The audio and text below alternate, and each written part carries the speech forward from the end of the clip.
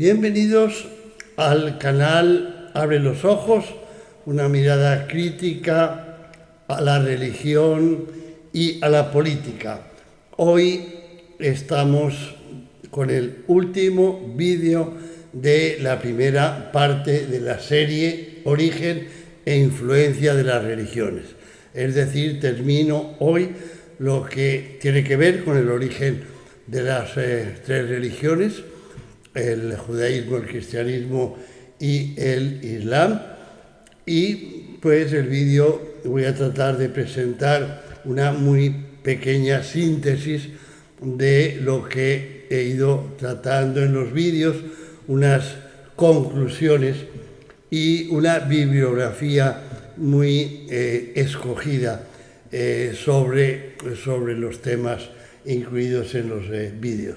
Primero voy a presentar una recopilación de los 33 vídeos de la serie, contando el de hoy, pero sin contar la presentación, de forma que pueda facilitarse la consecución en YouTube de aquellos vídeos que se les haya escapado a su consideración y que pueda verse más la relación que hay entre ellos.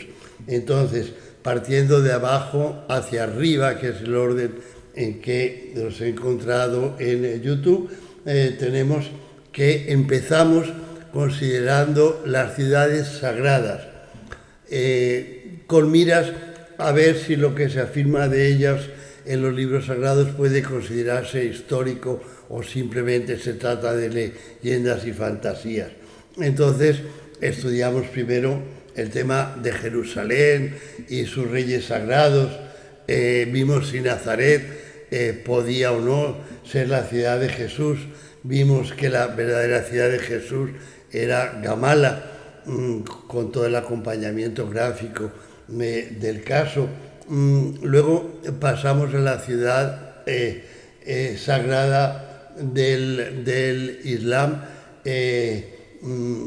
y vemos que la Meca de la época de Mahoma no es la Meca de hoy, porque la Meca de hoy no existía en la época de Mahoma. La Meca de la época de Mahoma vimos que era Petra. A Petra le dedicamos, por lo tanto, 3 capítulos, porque es un cambio muy importante respecto a la tradición. Luego miramos el tema de los personajes de las tres religiones, siempre buscando ver si en lo que se narra sobre esos personajes hay detrás una realidad histórica o meras fantasías. Entonces miramos el tema de Moisés, al que califico aquí como el profeta imposible, y eso es porque hoy día, después de las muchas excavaciones que se hicieron a partir de los años 67, cuando Israel conquistó el Sinaí, demostraron ampliamente que el éxodo no había tenido lugar en el Sinaí. No había pruebas de ello. Las referencias geográficas que se dan en la Torá no se pueden acomodar con la geografía del Sinaí. Entonces, si no hubo éxodo, pues tampoco hubo el profeta del éxodo, que fue Moisés. Entonces, de ahí pasamos a ver dónde pudo ocurrir el éxodo, y les mostré con una amplia bibliografía en 2 láminas numerosos estudios de académicos del mundo e investigadores del mundo musulmán que han logrado demostrar que el éxodo, como se relata en la Biblia, con los nombres de las ciudades, los recorridos geográficos, si bien no cuadra con la geografía del Sinaí, cuadra perfectamente con la geografía del Yemen, en donde se conservan todavía con el mismo nombre las localidades citadas en la Biblia. Luego pasamos al tema de Jesucristo, un tema que desarrollé en varios vídeos. Empecé primero recordando que la religión del mundo oriental y del mundo grecorromano de la época de Jesús era la religión de los misterios, la religión de los dioses que mueran y resucitan para mostrarnos con su ejemplo y con sus doctrinas la posibilidad de nosotros también morir y resucitar. Entonces, después de recordar a esos dioses y sus doctrinas, paso a ver cómo en las epístolas de Pablo se presenta a Jesús de la misma manera, como un Dios judío que muere y resucita. Y luego paso a ver los 7 rostros de Jesús, que son los 7 personajes divinos o semidivinos que están incluidos en los evangelios. Los evangelios son una recopilación literaria de todos los personajes que constituían las religiones de la época. Entonces tenemos al Mesías, tenemos los otros rostros de Jesús, como son el del profeta apocalíptico, el sabio cínico y estoico, el hacedor de milagros, el logos, el revelador gnóstico. Todos los personajes que están en los evangelios se han ido introduciendo evangelio tras evangelio y que son una recopilación de las doctrinas religiosas de la época de Jesús. De ahí hacemos una pequeña pausa para mirar un tema muy interesante, que es el de si persiguió el Imperio Romano a los cristianos. Para concluir que esas persecuciones, ya veremos más adelante, fueron muy cortas y por motivos políticos y no religiosos. Luego empezamos a ver a Jesús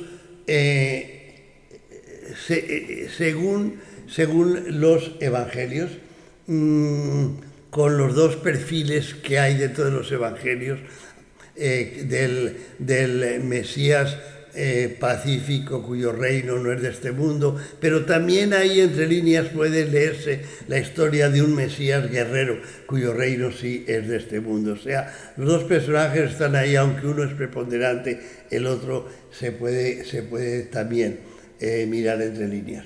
Entonces, después de mirar el Jesús de los evangelios ampliamente, pasé a ver el Jesús histórico con la teoría que yo presento de quién pudo ser Jesús, que la presento en 2 partes, de las raíces a la entrada en Jerusalén y la entrada de Jerusalén a la tumba de Talpio. En esos 2 vídeos narro como relato continuo la historia de Jesús, para luego en los 2 vídeos siguientes presentar las pruebas en que he basado esos relatos. Y luego presento la historia de Santiago, el sucesor de Jesús. O sea, a Jesús le sucedieron sus familiares, y el primero que le sucedió durante bastantes años fue Santiago. Santiago fue el sucesor de Jesús, no Pedro, y trato de mirar las razones por que la Iglesia ocultó a Santiago y prefirió mostrar como el sucesor de Jesús a Pedro. Siendo ambos, Santiago y Pedro, hermanos de Jesús, por supuesto, como se narra en los evangelios. También paso a continuación al tema del enfrentamiento entre Pablo, que crea una religión para los gentiles, es decir, para los no judíos, en donde el protagonista es un dios, con la Iglesia o el movimiento político religioso de Jesús, representado y dirigido por su hermano Santiago y después por su hermano Pedro, que no admiten esa distorsión que para ellos hace Pablo de una figura que es plenamente humana, porque ellos son monoteístas radicales que no admiten otro Dios distinto a Yahvé, sea Jesucristo o sea quien sea. De ahí pasamos al tema del Islam y de Mahoma. Entonces miramos primero en los misterios del Islam cómo la literatura sagrada y el Corán no corresponden con la geografía ni con la historia de la región en donde supuestamente vivió Mahoma. Vemos después las claves para resolver los misterios del Islam. Entramos en el tema de Mahoma, ese gran desconocido, porque Mahoma en realidad es un profeta judío-cristiano cuyo objetivo es recuperar Tierra Santa del Imperio Bizantino para devolverla a la religión judío-cristiana. Luego vemos por qué Mahoma, después de su muerte, desaparece de las fuentes, de todo tipo de fuentes árabes, hasta los años 690, cuando en el contexto de una guerra civil, los dos contendientes a califa tratan de poner de su lado al mundo árabe, adoptando a Mahoma como su profeta árabe, lugar que hasta entonces había desarrollado Jesús. Luego vemos ya el tema de la Biblia, si es una historia o mito, en una primera parte de del Génesis hasta la conquista de Canaán, para seguir con el rey David, la época del rey David, y terminar con de Salomón al exilio de Babilonia. Y luego miro la posible historicidad de los evangelios en dos partes. La primera con los errores geográficos, idiomáticos y anacronismos, y la segunda con las contradicciones, fuentes y tergiversaciones. Y el último vídeo hasta que es nuevamente el Corán frente a la historia, si los relatos del Corán pueden considerarse históricos o no. Si quisiéramos hacer una síntesis de lo que aportan estos vídeos al conocimiento, pues no se trata de repetir los vídeos, simplemente de concentrar lo que en los mismos figura, que es lo siguiente. En el tema de las ciudades, en el judaísmo hemos encontrado que Jerusalén fue una aldea, o sea, una aldea, un villorrio de centenares apenas de habitantes en el siglo X antes de nuestra era, en la época de David. No era la capital de un imperio. Los arqueólogos han encontrado que era una pequeña franja, la llamada ciudad de David, por debajo de la explanada del templo, y así más o menos siguió existiendo hasta el siglo VIII antes de nuestra era, cuando Asiria conquista el Israel del norte y muchos ciudadanos de Israel del norte van a Judá y la población aumenta enormemente. En el cristianismo los vídeos afirman que Nazaret no existía en la época de Jesús. Gamala fue la verdadera ciudad de Jesús. Y en el Islam encontramos que la Meca actual no existía en la época de Mahoma. La Meca de Mahoma fue Petra. En cuanto a los personajes, el éxodo que describe la Biblia no es un relato histórico, y Moisés por lo tanto tampoco lo es. En el caso del cristianismo, Jesús fue un Mesías que luchó por el reino de Yahvé, es decir, un patriota que luchó por la independencia de Roma y pretendió reinar sobre un Israel regido por la Torá, por la ley de la Biblia. Porque eso es lo que quería decir un Mesías en la época de Jesús.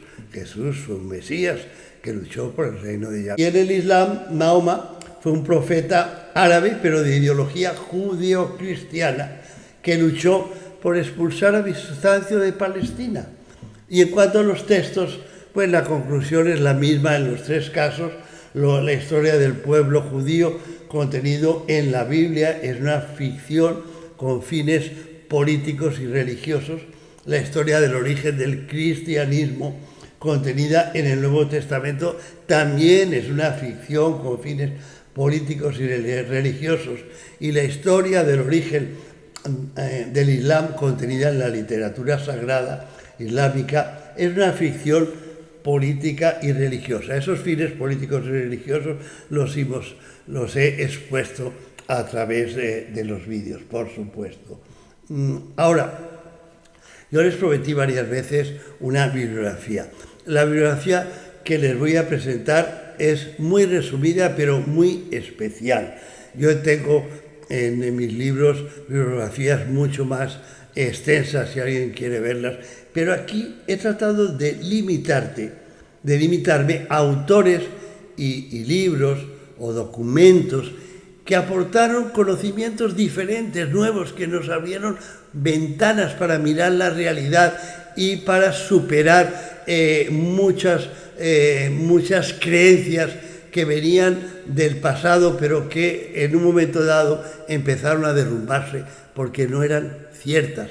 Entonces voy a hacer un repaso de esos autores y de lo que nos han aportado.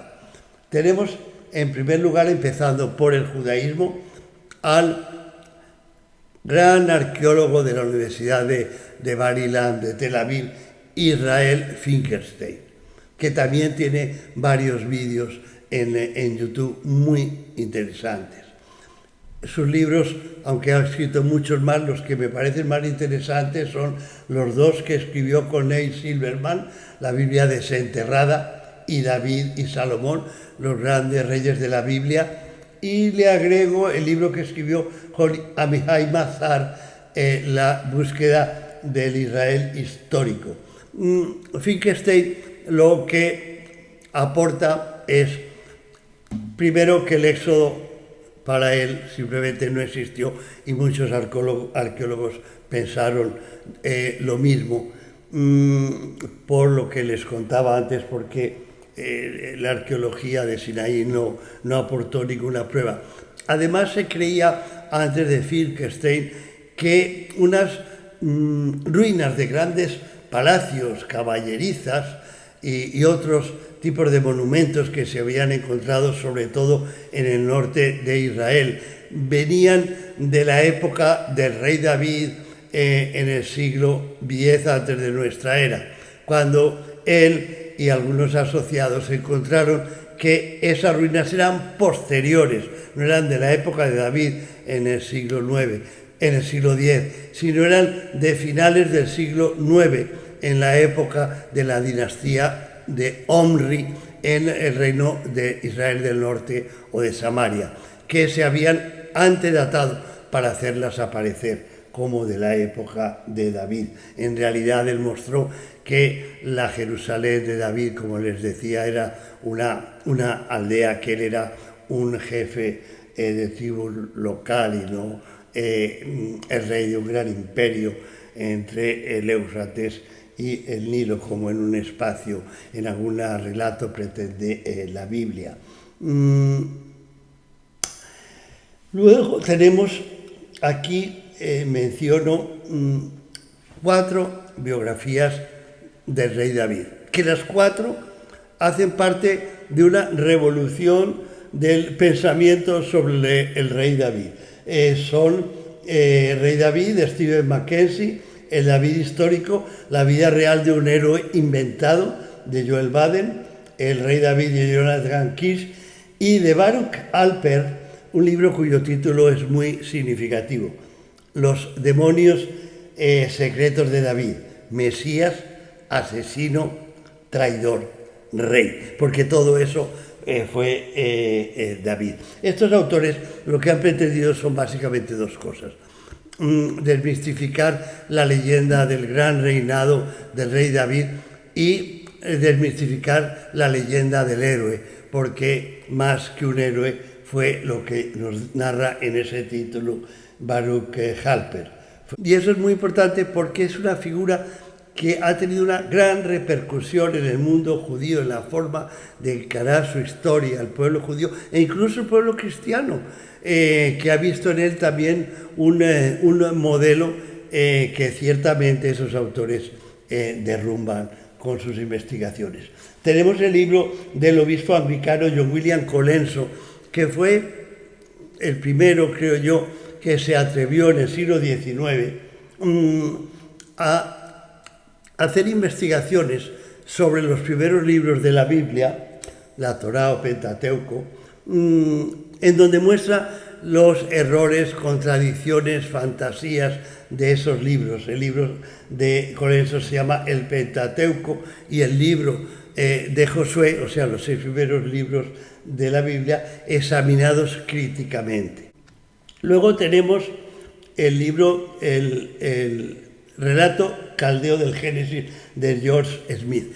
Eso fue una revolución del pensamiento y por eso lo cito aquí en la segunda, a principio de la segunda mitad del siglo XIX. George Smith es un arqueólogo que investigó los restos del palacio de Nínive de Asiria, encontró muchas tabletas de arcilla, las tradujo y encontró que todos los relatos del Génesis eran copia de relatos muchísimo más antiguos tomados de las culturas sumeria y acadia. Luego tengo aquí 2 libros, uno de Salibi, Kamal Salibi, de la Biblia vino de Arabia, y de Bernard Lehman, las inscripciones sabeas de Adi Kawe. Estos 2 libros son solamente la punta del iceberg de 2 páginas de bibliografía que yo incluí en el libro sobre dónde pudo tener lugar el Éxodo. Y lo que estos libros, y sobre todo Kamal Salibi, es quizá el más importante y tiene también muchos vídeos en YouTube, lo que muestran es que, como les anticipaba, el relato del Éxodo se puede trasladar de Sinaí, donde no corresponde, al Yemen, donde corresponde perfectamente, los nombres de las ciudades, los recorridos, etc. E incluso se muestra que la religión judía en el Yemen es más antigua que la religión judía en Israel, y eso lo muestran a través de inscripciones y de relatos de la época que le ponen a uno a dudar si el judaísmo nació en Israel y luego llegó al Yemen, o nació en el Yemen y llegó a Israel. Como no hay diálogo entre el mundo académico musulmán y occidental, será muy difícil dirimir esa disyuntiva, pero es, créanme, bien interesante. Luego tenemos el libro de Philip Davis, En búsqueda del antiguo Israel, que aporta algo muy interesante, y es que él trata de demostrar que los libros de la Biblia fueron escritos en épocas mucho más recientes de lo que se creía, lo cual tiene muchas implicaciones. Y luego está el libro de el gran erudito judío Julio Wellhausen, Prolegómenos a la historia del antiguo Israel, que en el siglo XIX derrumbó aquella teoría en la que muchos creían, según la cual la Biblia, los primeros 5 libros de la Biblia, la Torá, había sido escrita por Moisés. Él mostró que había 4 fuentes, seleccionó lo que correspondía a cada fuente, distintas geográficamente y temporalmente, y acabó con esa teoría de que la Biblia la había escrito Moisés. A partir de ahí, todos los investigadores han seguido las teorías de Wellhausen. Luego tenemos libros sobre el cristianismo. Empezamos con René Sal. René Sal ha escrito 2 libros sobre Nazaret: La puerta de Nazaret y El mito de Nazaret, la ciudad inventada de Jesús.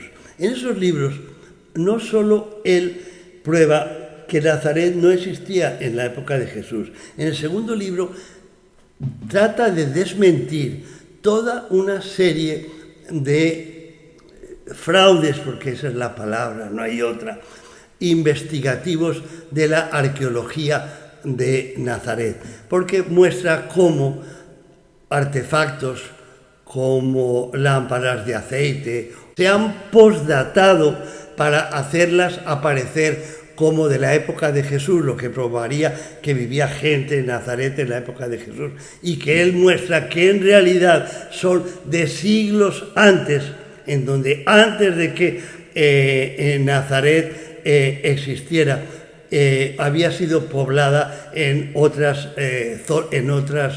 épocas, incluso en la época del bronce, por otros pueblos distintos del israelita.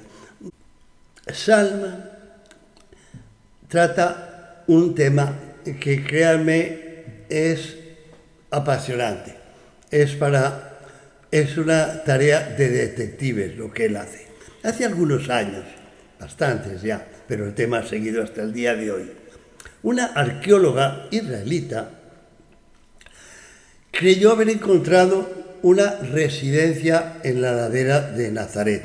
Hasta entonces solo se habían encontrado explotaciones agrícolas, o sea, restos de prensas de aceite o de vino y silos de cereales o de vino o de aceite. Pero ella creyó haber encontrado la primera residencia y le llamó la Casa de Jesús, y enseguida empezaron a hacer una especie de museo alrededor. Era la prueba de que Nazaret había sido habitada en la época de Jesús. Pues bien, René Salm tomó fotos a través de las épocas en que se fueron agrandando las excavaciones alrededor de la supuesta residencia. A medida que las excavaciones se agrandaban, se vio que no había residencia, era una explotación agrícola, porque se encontraron prensas, se encontraron silos y no se encontraron restos de ninguna vivienda. Pero entonces, con las fotos que tomó Salm, él muestra y le llama fraude a que durante el tiempo que dura la excavación, los excavadores tratan de manipular lo que van encontrando. Tratan de quitar una pared de aquí, ponerla allá, para seguir mostrando que eso era una residencia. De forma que al final lo que se encuentra ya no es una excavación, sino una creación destinada a mostrar que en la ladera de Nazaret había habido residencias, lo cual no es cierto. Y no es cierto por varias razones. Los monumentos más importantes son la Basílica de la Anunciación y la iglesia de José. En ambos, tomemos la Anunciación. Se construye, creo que en los años 1800, 1700, y por lo tanto hay que hacer reparaciones, reconstrucciones, que dan lugar a investigaciones arqueológicas. Y los arqueólogos, generalmente sacerdotes franciscanos, van publicando, al principio, muy honestamente, sin ver las posibles repercusiones de lo que muestran, van publicando los resultados. Hasta el año 1960, en que empieza la construcción de la basílica actual, una basílica enorme, bajo la cual quedan enterrados todos los restos y ya no hay más excavaciones en el futuro. Pero en los libros que ellos muestran, que son hoy día muy difíciles de conseguir, yo conseguí el que para mí es más interesante, que lo vemos aquí, la Basílica Nazaret y sus dos iglesias, del padre Prosper Dió. Ese libro trae muchos mapas del subsuelo de ambas iglesias, que él ha excavado y analizado a fondo. Y esos mapas, algunos de ellos, los incluí en los vídeos. Y lo que nos muestran esos mapas, con total certidumbre, es que ni en la Basílica de la Anunciación vivió la Virgen María, ni en la Basílica de José vivió José el carpintero, ni vivió nadie. ¿Por qué? Porque hay tumbas además de prensas y silos de vino y de aceite, porque recuerden que la religión judía considera impuro vivir en la cercanía o encima de una tumba, y impuro quiere decir ser excluido de la comunidad. Por eso los cementerios se hacían fuera de las ciudades y eso se respetó escrupulosamente en el antiguo Israel.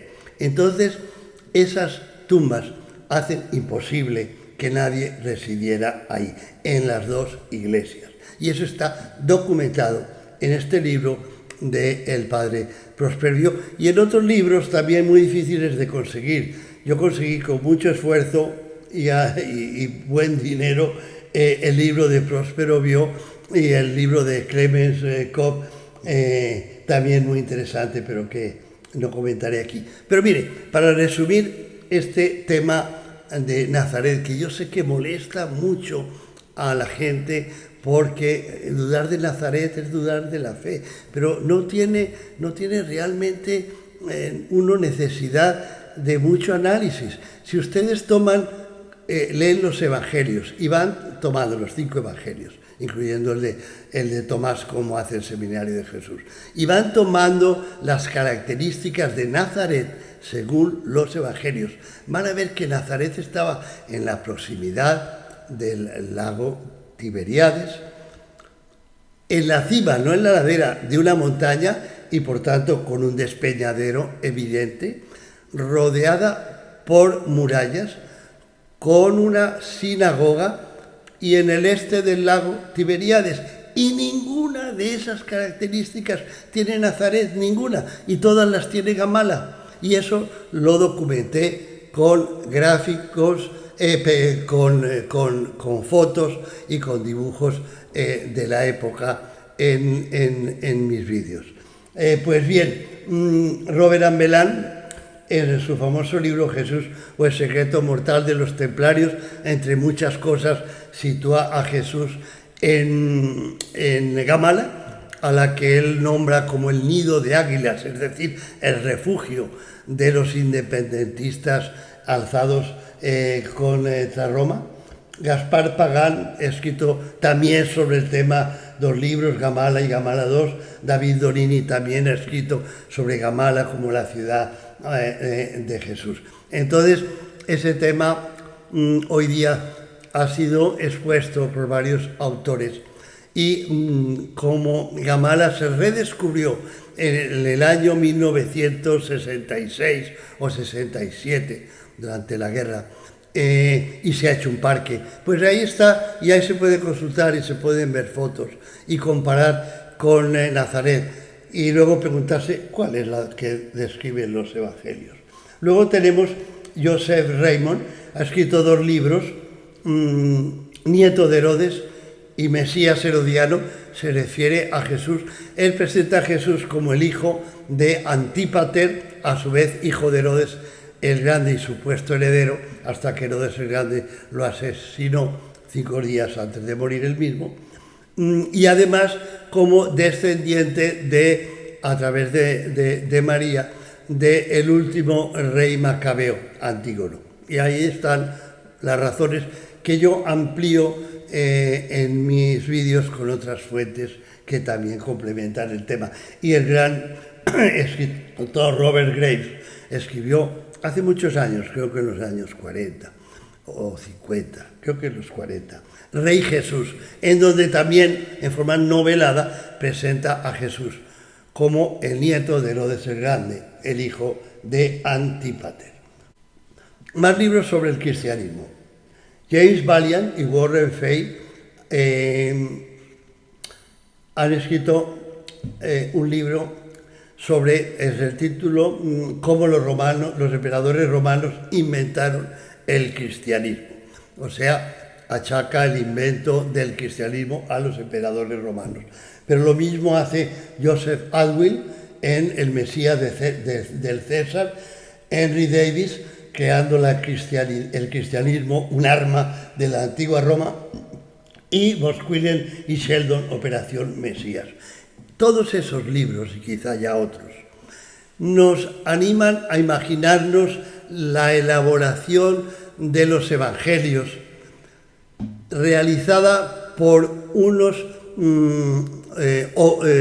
escribanos del Palacio Imperial de Roma, por orden del emperador, inicialmente Vespasiano y Tito, para pacificar ideológicamente al mundo judío de la diáspora, presentándole su Mesías no como el guerrero antirromano, sino como el servidor de los gobernantes que gobiernan porque Dios los ha puesto ahí, que lucha por un reino en el más allá, solo espiritual, por el poner la otra mejilla, etcétera, etcétera, y que tratan con eso de quitarle el fundamento ideológico a los revoltosos independentistas judíos que habían infectado el área circundante de su afán independentista, porque hubo levantamientos asociados con los judíos, no solo en la guerra del 66-70, sino hasta varios siglos después, una y otra vez.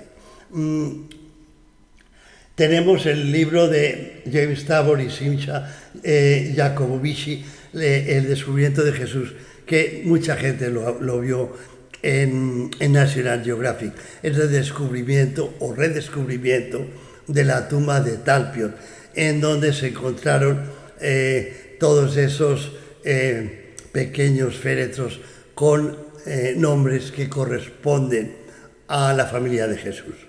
Y entonces, aunque ellos presentaron eso como la tumba de Jesús y su familia, les llegó una oleada de críticas enteras diciendo, no, es que esos eran nombres muy comunes. Ellos demostraron con base estadística manejada por expertos que por azar era imposible que se hubieran juntado en una tumba los miembros de una familia con sus nombres. Y luego tenemos Bart Ehrman, que entre sus muchos libros escribió uno, Jesús no dijo eso, en donde compara los evangelios que leemos hoy día con los evangelios más antiguos que existen. Y se puede ver cómo los evangelios a través de las épocas han ido variando, reelaborándose, de forma que lo que leemos hoy día en muchos aspectos doctrinales difiere sustancialmente de lo que en los evangelios originales en griego había. Y el Seminario de Jesús de California ha realizado durante bastantes años una investigación profunda y original sobre los hechos de Jesús contenidos en los evangelios y los dichos de Jesús contenidos en los evangelios. Agrupa a unos 200 académicos de teología o de historia bíblica, y la metodología que han seguido es muy interesante. Ellos cogen cada dicho o cada hecho y le hacen una investigación a fondo por un grupo que la presenta a el seminario en su conjunto, y luego se vota por si se considera histórico el dicho o el hecho o no se puede considerar histórico. Como vimos, llegan a las conclusiones que entre 80 y 90% de los dichos y de los hechos de Jesús no pueden considerarse históricos. Ahora pasamos al tema del Islam. Primero menciono a Dan Gibson, un geógrafo canadiense que ha vivido mucho en Jordania y que ha escrito 3 libros muy interesantes: Los nabateos, constructores de Petra, geografía coránica, y Qiblas del inicio del Islam. Y además mencionó el vídeo en YouTube, La ciudad sagrada. Dan Gibson, durante su carrera muy extensa, ha tratado de todas las formas de probar que la Meca de la época de Mahoma no es la Meca actual, sino es Petra. Y eso lo ha hecho de muchas formas. Además, nos ha dado la historia del Imperio Nabateo, que ayuda mucho a entender el origen del Islam. Repito que lo ha hecho de muchas formas. Nos ha mostrado cómo las leyendas que aparecen en el Corán son leyendas de la zona de Petra, no de la Meca, de la zona más al sur de la Meca actual. Nos muestra cómo los recorridos que hacen diferentes personas en los relatos de la literatura sagrada del Islam.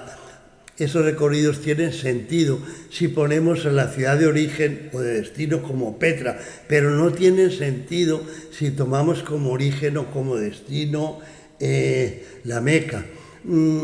Y así de muchas formas. Pero lo más importante que él ha hecho, que es un esfuerzo gigantesco, es ir a todos los restos de mezquitas antiguas y medir hacia dónde apuntaban las qiblas. Las qiblas es la parte de la pared hacia la cual debe orientarse los rezos, que se creía que era primero hacia Jerusalén, según el Corán, y luego muy rápidamente hacia la Meca actual. En realidad, durante el primer siglo apuntaron hacia Petra, y eso él lo ha publicado con lujo de detalles y es muy interesante y muy concluyente.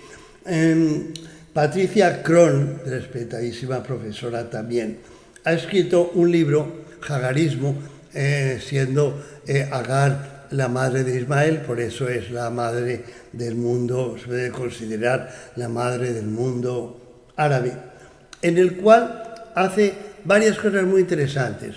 Una es considerar el Corán y la ideología coránica como ideología judio-cristiana. Pero una cosa muy interesante es que por primera vez ella dijo: yo no voy a seguir la literatura islámica, que es 3 siglos o más posterior a la muerte de Mahoma, sino la literatura de la época de Mahoma. ¿Y dónde la encontró? No se conocía. Pero a medida que el Islam con sus ejércitos ocupaba o conquistaba los territorios de Siria, Palestina y más allá, encontraban a muchos monasterios donde había monjes cristianos que sabían escribir y les relataban lo que veían. Y entonces nos sale una historia de Mahoma y del origen del Islam, que es muy diferente, como verán si miran los vídeos, de lo que afirma la literatura tradicional. Luego tenemos a Muhammad al-Alkal, que también abunda en el origen de la Meca, en la misma forma que Crono, que Gibson. A Irfan Said, que en varios volúmenes retraza la historia de las relaciones entre Bizancio y los árabes en el siglo VI, que es el siglo de Mahoma. Mahoma nace en el 570. Entonces él nos narra cómo el mundo de Petra, dominado por testaferros, reyes testaferros de Bizancio, que eran de la tribu gasánida o de tribus asociadas, cómo eran las relaciones entre unos y otros, entre Bizancio y sus reyes testaferros. Y eso ayuda también mucho a entender a Mahoma y el origen del Islam. De la misma forma, Peter Townsend, en el Misterio de la Meca, pone de relieve todas las contradicciones que hay si consideramos a la Meca de la época como la Meca actual.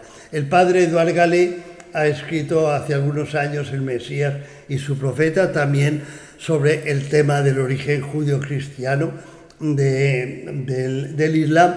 Y Odon Lafontaine es un seguidor de Gallet, y en su libro El gran secreto del Islam, entre otras cosas, nos muestra cómo las versiones que leemos hoy día del Corán tergiversan el contenido original del Corán, porque hacen traducciones incorrectas y sesgadas de todas las religiones con las que interactuaba el Islam, de forma que se vuelve imposible con esas traducciones descubrir cuáles eran los relatos verídicos del Corán. Eso también lo he tratado en los vídeos. Y el libro de Mustafa aquí es bonito porque muestra cómo un musulmán convencido de su religión poco a poco va descubriendo que lo que le narra su religión a través del Corán es lo mismo que la religión judío-cristiana. Hay dos recuentos aquí que son una ayuda invaluable para entender el tema del Islam.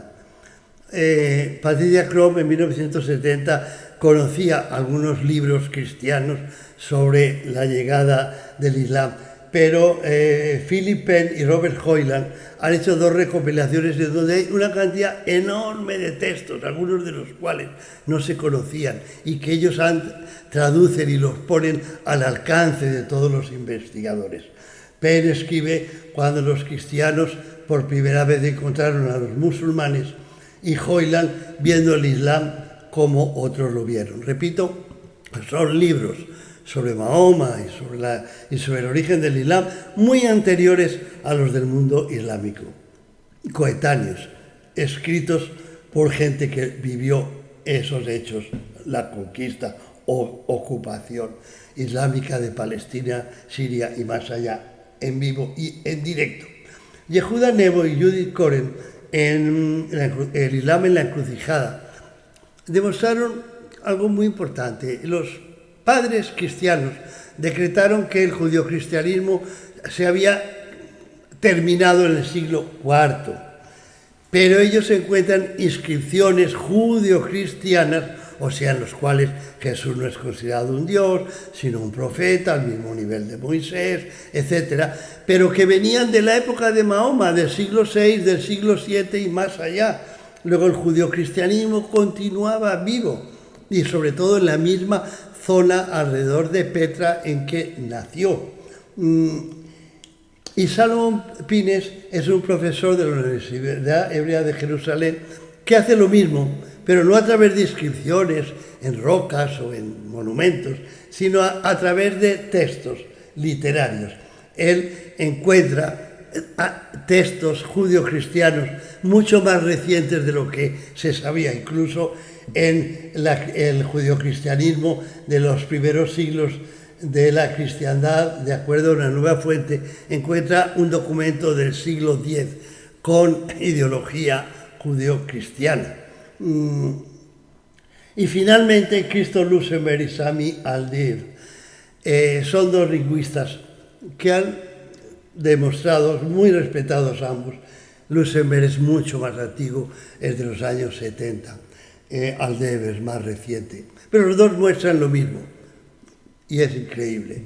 Ellos sostienen que el Corán no fue escrito, el Corán original no fue escrito en árabe, fue escrito en arameo. Y exactamente del arameo que se hablaba en Siria. Y en la traducción al árabe se produjeron una enorme cantidad de errores que hacen que muchos pasajes del Corán sean muy difíciles de entender. Ahora veamos rápidamente unas conclusiones de la serie. Los relatos contenidos en los libros sagrados de las tres religiones no pueden en lo esencial considerarse históricos ni divinamente inspirados. Por lo anterior, las creencias en las tres religiones se basan en la fe y no en la historia. No hay corroboración histórica que permita considerar las únicas válidas. Asimismo, ninguna de estas religiones puede pretender ser la única verdadera o poseer la verdad absoluta. Menos todavía puede pretender sentirse obligada por mandato divino a combatir o convertir por la fuerza a los demás. Y termino con una reflexión personal. Cada cual puede creer como acto de fe y exigir que se respeten sus creencias religiosas. Pero igualmente debe respetar las de los demás. En países donde coexisten varias creencias religiosas, que hoy día son prácticamente todos, la paz y la concordia exigen que el Estado se abstenga de inmiscuirse en temas religiosos o tomar medidas fundamentadas en creencias religiosas, porque si lo hace, favorecerá a unos ciudadanos y desfavorecerá a otros, creará rivalidades, antagonismos y violencia, habrá ciudadanos de primera y de segunda, que es lo que ha llevado a todas las guerras de religión a través de la historia.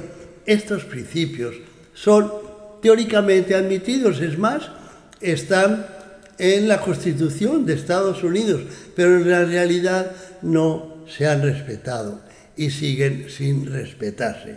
Y por eso, en la segunda parte de esta serie, que trata sobre la influencia de las religiones en el mundo actual, yo aquí tengo la intención, si llegamos a eso, de mirar la influencia del cristianismo protestante evangélico en la evolución de la cultura y la política de Estados Unidos desde la época de Reagan hasta la época de Trump.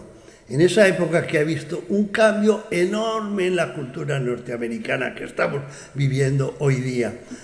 Quiero estudiar cuál ha sido la influencia de la religión evangélica. Como también quisiera tratar el tema de la importancia, bien conocida obviamente, de las religiones en el conflicto de Gaza y de Palestina, en donde no solamente hay que mirar el conflicto entre musulmanes y judíos, sino también la gran influencia que nuevamente el protestantismo evangélico norteamericano ha tenido y tiene en el apoyo enorme de Estados Unidos a Israel. Obviamente esa segunda parte no la voy a emprender de inmediato. Quiero descansar unos meses y estudiar más el tema, pero pues entre tanto ahí les he dejado una recopilación en donde seguramente les habrá faltado por ver algunos vídeos y espero que dentro de unos meses podamos nuevamente encontrarnos, por lo que no les digo adiós, sino hasta luego y gracias.